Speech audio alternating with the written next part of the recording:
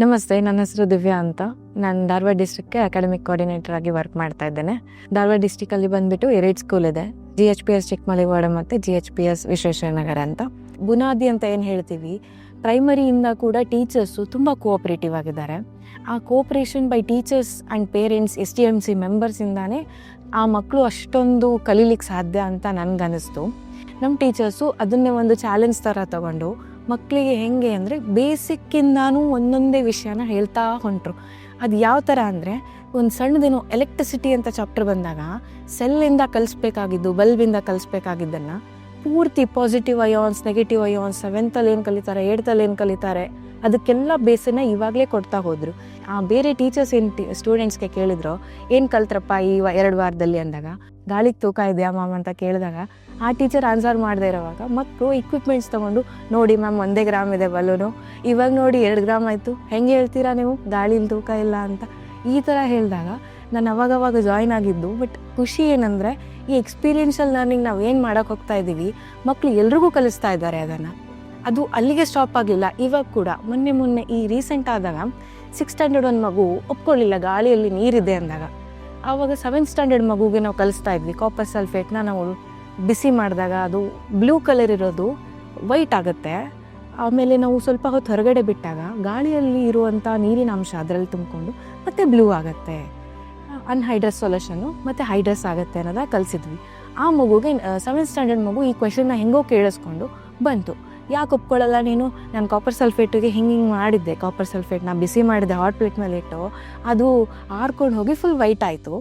ಆಮೇಲೆ ನೋಡಿದ್ರೆ ಸ್ವಲ್ಪ ಗಾಳಿಗೆ ಬಿಟ್ಟ ತಕ್ಷಣ ನೀರನ್ನು ಮತ್ತೆ ಹೀರ್ಕೊಂಡು ಮತ್ತೆ ಬ್ಲೂ ಕಲರ್ ಆಯಿತು. ಇದು ನೀನು ಎಕ್ಸ್ಪೆರಿಮೆಂಟ್ ಮಾಡು, ನಾವು ಮತ್ತೊಮ್ಮೆ ನಿನಗೆ ಲ್ಯಾಬ್ ಸ್ಟೇಷನಿಂದ ತಂದು ಕೊಡ್ತೀವಿ, ಅವಾಗ ನಿಂಗೆ ಕ್ಲಿಯರಾಗಿ ಗೊತ್ತಾಗತ್ತೆ ಅಂತ.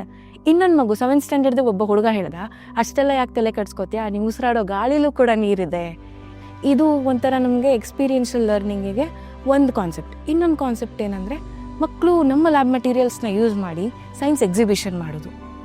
ನನಗೆ ಮಗು ಕೇಳಿ, ಮೇಡಮ್ ನಮ್ಮ ಸೈನ್ಸ್ ಎಕ್ಸಿಬಿಷನ್ ಮಾಡಬೇಕು ಅಂತ ಇದ್ದೀವಿ, ಲ್ಯಾಬಲ್ಲಿ ಏನೋ ಒಂದು ಇಕ್ವಿಪ್ಮೆಂಟ್ ವೈಯರ್ ಯೂಸ್ ಮಾಡ್ಬೋದಾ, ಕ್ರೊಕೊಡೈಲ್ ವೈಯರ್ ಯೂಸ್ ಮಾಡ್ಬೋದಾ ಅಂತ ಕೇಳಿದಾಗ, ಆ ಮಗು ಅಷ್ಟು ಕೇಳಿದ್ದಕ್ಕೆ ನಾನೇನು ಟೀಚರ್ ಜೊತೆ ಮಾತಾಡಿದೆ. ಮ್ಯಾಮ್, ನೀವು ಖಂಡಿತ ಮಾಡ್ತೀರಿ ಅಂತಂದರೆ ಇಡೀ ಲ್ಯಾಬ್ ಸ್ಟೇಷನ್ನೇ ಪ್ರೆಸೆಂಟ್ ಮಾಡ್ಕೊಳ್ಳಿ. 7th ಸ್ಟ್ಯಾಂಡರ್ಡ್ಗೆ ಬೇಕಾ, 8th ಬೇಕಾ, ಎಲ್ಲರಿಗೂ ಕೊಡಿ, ಎಲ್ಲರೂ ಮಾಡಲಿ ಅದರಿಂದ ಅಂತ. ಪೂರ್ತಿ ಲ್ಯಾಬ್ ಸ್ಟೇಷನಲ್ಲಿರೋ ಮಟೀರಿಯಲ್ಸ್ ಎಲ್ಲ ಯೂಸ್ ಮಾಡಿಕೊಂಡು ಸೈನ್ಸ್ ಡೇನ ತುಂಬ ಚೆನ್ನಾಗಿ ಮಾಡಿದರು. ಆಮೇಲೆ ರೀಸೆಂಟು ನಾವು ಡ್ರಾಯಿಂಗ್ ಕಾಂಪಿಟೇಷನ್ ಅಂತ ಮಾಡಿದ್ವಿ, ಕ್ರಿಯಾಕಲಾ ಥರ. ಅಲ್ಲಿ 7th ಸ್ಟ್ಯಾಂಡರ್ಡ್ ಮಕ್ಕಳಿಗೆ 1 year ಆಯ್ತಲ್ವಾ, ಸೊ ಏನೋ ಒಂದು ಅವ್ರ ಹತ್ರ ಏನಿದೆ ಅಂತ ಪಡ್ಕೊಳ್ಬೇಕು ಅಂತ, ನೀವು ಡ್ರಾಯಿಂಗ್ ಮಾಡಿ, ಕ್ರಿಯಾ ಅಂದರೆ ನಿಮ್ಮ ತಲೆಯಲ್ಲಿ ಏನು ಬರುತ್ತೆ ಅನ್ನೋದನ್ನು ಹೇಳಿದಾಗ ಅವರು ತುಂಬ ಚೆನ್ನಾಗಿ ಡ್ರಾ ಮಾಡಿದರು. ಟೀಚರ್ಸ್ ಕೂಡ ತಮ್ಮ ಕ್ರಿಯೇಟಿವಿಟಿನ ತೋರಿಸ್ಲಿಕ್ಕೆ ಸ್ಟಾರ್ಟ್ ಮಾಡಿದ್ದಾರೆ. ಆ್ಯಂಡ್ ಆ ಲೆಸನ್ ಪ್ಲ್ಯಾನ್ ಮಾಡಬೇಕು ಅಂತ ಟೀಚರ್ಸಿಗೆ ಬಂದಾಗ, ಎಲ್ಲಾದರೂ ಸ್ವಲ್ಪ ಪ್ರಾಬ್ಲಮ್ ಆದರೂ ಅಥವಾ ಕ್ಲಾಸ್ ಹಿಂಗೆ ಕರೆಕ್ಟಾಗಿ ಹೋಗಲ್ಲ ಅಂತ ಬಂದಾಗ ಅವ್ರು ನಮಗೆ ಕಾಂಟ್ಯಾಕ್ಟ್ ಮಾಡ್ತಾರೆ. ನಮ್ಮ ಹತ್ರ ಎಷ್ಟು ನಮಗೆ ಟ್ರೈನ್ ಆಗಿರೋ ಪ್ರಕಾರ ನಮ್ಗೆ ಎಷ್ಟು ಕೊಡೋಕ್ಕಾಗುತ್ತೋ ನಾವು ಕೊಡ್ತೀವಿ. ಅವ್ರು ಸ್ಯಾಟಿಸ್ಫೈ ಆಗಲಿಲ್ಲ ಅಂದರೆ ಮತ್ತೆ ನಮ್ಮ ಟೀಮ್ ಜೊತೆ ಮಾತಾಡಿಬಿಟ್ಟು, ಝೋನ್ ಜೊತೆ ಮಾತಾಡಿ ಅಥವಾ ಬೇರೆ ಕೊಲೀಗ್ಸ್ ಜೊತೆ ಮಾತಾಡಿ, ಅದಕ್ಕೆ ಯಾವುದು ಸೂಟ್ ಆಗುತ್ತೆ, ಟೀಚರ್ ಸ್ಯಾಟಿಸ್ಫೈ ಆಗ್ತಾ ಇಲ್ಲ ಈ ಅಪ್ರೋಚಿಗೆ, ಯಾವ ಥರ ಕೊಡ್ಬೋದು ಅಂತ ನಾವು ತಿಳ್ಕೊಂಡು ಆ ಅಪ್ರೋಚ್ನ ಅವರಿಗೆ ಕೊಡ್ತಾ ಹೋಗ್ತೀವಿ. ಅದಕ್ಕೆ ನಮಗೆ ಸಪೋರ್ಟ್ ಬೇಕಾಗಿರೋದು AMS ಟೀಮಿಂದ, ರಿಸರ್ಚ್ ಟೀಮಿಂದ, ಅದೆಲ್ಲ ತುಂಬ ಚೆನ್ನಾಗಿ ಸಿಗ್ತಾ ಇದೆ. ಈಗ ACP ಅಂತ ಮಾಡ್ತಾ ಇದ್ದಾರೆ, ಅಕಾಡೆಮಿಕ್ ಕೋಆರ್ಡಿನೇಟರ್ಸ್ ಎಂಪವರ್ಮೆಂಟ್ ಪ್ರೋಗ್ರಾಮ್ ಅಂತ ಕೂಡ ಮಾಡ್ತಾ ಇದ್ದಾರೆ. ಅದರಿಂದ ನಮಗೇನು ತುಂಬ ಗ್ರಿಪ್ ಸಿಗ್ತಾ ಇದೆ ಪೆಡಗೋಜಿ ಮೇಲೆ. ಆಮೇಲೆ ಇಕ್ವಿಪ್ಮೆಂಟ್ಸ್ ಎಲ್ಲ ಮಟೀರಿಯಲ್ಸ್ ಹೊಂದಿಸ್ಕೊಳ್ಬೇಕಾದ್ರೆ, ಮಟೀರಿಯಲ್ಸ್ ಅವ್ರಿಗೆ ಯಾವುದು ಗೊತ್ತಾಗಲಿಲ್ಲ ಅಂತಂದಾಗ ನಮ್ಮ ಪಾತ್ರ ಅಲ್ಲಿ ತುಂಬ ಮುಖ್ಯ ಅನಿಸುತ್ತೆ. ಇಂಪ್ಯಾಕ್ಟ್ ಅಂತ ಬಂದಾಗ ಬರೀ ನಮ್ಮ 6th ಮತ್ತು 7th ಸ್ಟ್ಯಾಂಡರ್ಡ್ ಮಕ್ಕಳಿಗೆ ಮಾತ್ರ ಇಂಪ್ಯಾಕ್ಟ್ ಆಗಲಿಲ್ಲ, ಎಲ್ಲ ಟೀಚರ್ಸ್, ಎಲ್ಲ ಸ್ಟೂಡೆಂಟ್ಸ್ ಮೇಲೆ, ಅಲ್ಲಿ ವರ್ಕ್ ಮಾಡ್ತಾ ಇರೋ ಎಲ್ಲ ಟೀಚರ್ಸು, ಕಲಿತಾ ಇರೋ ಎಲ್ಲ ಸ್ಟೂಡೆಂಟ್ಸು, STMC ಮೆಂಬರ್ಸು, ಎಲ್ಲರ ಮೇಲೂ ಇಂಪ್ಯಾಕ್ಟ್ ಆಗಿದೆ. ಯಾಕೆ ಅಂತ ಹೇಳಿದ್ರೆ, STMC ಮೆಂಬರ್ಸು ನಾನು ಅವ್ರಿಗೆ ಫಸ್ಟ್ ಹೋದಾಗ ಹೇಳಿದ್ದೆ, ಸರ್ ಒಂದ್ಸರಿ ಕ್ಲಾಸ್ ಒಬ್ಸರ್ವ್ ಮಾಡಿ ಅಂತ.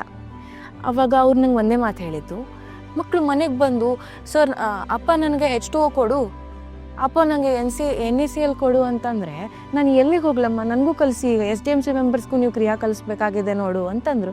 ಕೊನೆಯಲ್ಲಿ ಇದ್ದೇ ಹೇಳಿದ್ದು, ಇಲ್ಲ ರಾತ್ರಿ ಹೊತ್ತು ಗಿಡದ ಕೆಳಗೆ ಮಲ್ಕೋಬೇಡ ಅಂತ ನನ್ನ ಮಗ ಬಂದು ನನಗೆ ಹೇಳ್ತಾನೆ, ಅದೇನೋ ಉಸಿರಾಡುತ್ತಂತೆ, ಕಾರ್ಬನ್ ಡೈಆಕ್ಸೈಡ್ ಹೊರಗೆ ಬಿಡುತ್ತಂತೆ, ಇದೆಲ್ಲ ನನಗೆ ಹೇಳ್ತಾರೆ ಇವ್ರು ನನ್ನ ಮಕ್ಕಳು. ಇವಾಗ ನಾವು ಕಲಿತಾ ಇದ್ದೀವಿ, ನಮ್ಮ ಮಕ್ಕಳಿಂದ ಕಲಿಯೋದ್ರಿಂದ ಖುಷಿಯಾಗಿದೆ ಅಮ್ಮ. ಅದಕ್ಕೆ ಸೋಷಿಯಲ್ ಇಂಪ್ಯಾಕ್ಟ್ ಅಂತ ನಾವೇನು ಸ್ಟಾರ್ಟ್ ಮಾಡಿದ್ದೀವೋ ಅದು ಹಂತದಲ್ಲಿ ಚಿಕ್ಕಮಲಿವಾಡ ಸ್ಕೂಲಲ್ಲಿ ತುಂಬ ಚೆನ್ನಾಗಿ ಹೋಗ್ತಾ ಇದೆ.